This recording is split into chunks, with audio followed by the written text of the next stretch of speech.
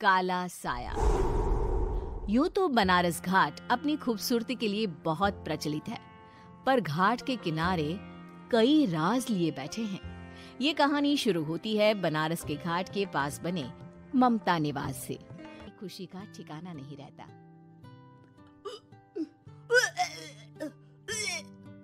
माँ जी, पता नहीं क्यों उल्टी आ रही है। प्रिया भागती हुई वॉशरूम में जाती है तो हरे और लाल रंग की उल्टी करती है। उस उल्टी में से कीड़े निकलते हैं। ये क्या? खून और ये कीड़े! माँ! माँ! प्रिया की आवाज सुनकर ममता दौड़ कर आती है, पर बेसिन में कुछ नहीं होता। प्रिया हक्की बक्की रह जाती है। ये सब क्या हो रहा है? प्रिया घबरा जाती है और अपने कमरे में जाकर सो जाती है। डर के कारण वो इतनी थक जाती है कि उसकी आंख लग जाती है।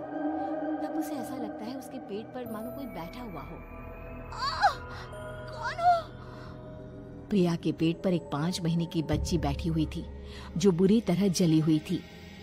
माँ, तुम ही मुझे लाई ना अपने पेट में? मैं तुम्हारी माँ नहीं हूँ। कौन हो तुम? माँ, देखो मैं जल गई बुरी तरह से। 6 महीने पेट में रहने को भी मुझे नहीं मिला। सहला दो ना माँ। बचाओ! बचाओ! माँ! ममता दौड़कर कमरे में आती है। प्रिया की बातें सुनकर वो सब समझ जाती है। तू कहीं बगल वाले घर में तो नहीं जाकर आई ना बहू? मुझे माफ कर दो, मैं गई थी माँ। उस घर में सब मरे हुए हैं बहू। कई साल पहले स्नेहा उस घर में बहू बनकर आई थी। कुछ ही दिन में वो एक बच्चे को जन्म देने वाली थी। पूरा घर बच्चे के आने की खुशी में खोया था कि एक दिन अचानक उस घर में आग लग गई। सब बुरी तरह जलकर मर गए। गौरी आज भी दादी बनने का इंतजार कर रही है और इसीलिए स्नेहा ने अपना अजन्मा बच्चा तुम्हारी कोख में डाल दिया। ममता ये कह रही होती है कि पीछे से उसके पैरों को एक बच्चा पकड़ लेता है। दादी, दादी। माँ, स्नेहा की गोद में यही बच्चा था। ये बच्चा कौन है फिर? तेरी मौत है।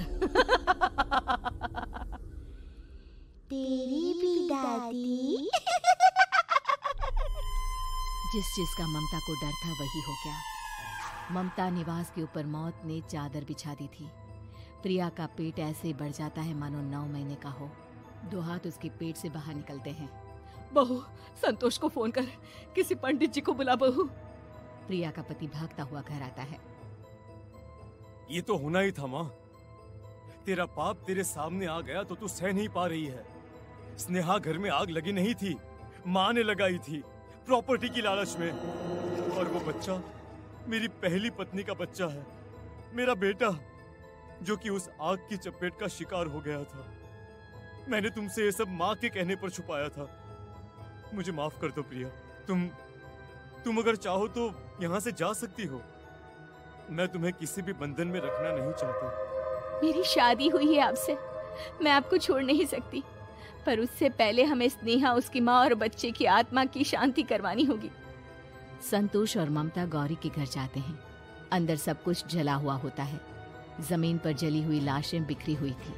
ममता रो रो कर अपनी करने की माफी गौरी से मांगती है। प्रिया स्नेहा के घर वालों का अंतिम संस्कार करवा देती है और ममता निवास फिर से आत्माओं के साए से मुक्त हो जाता है।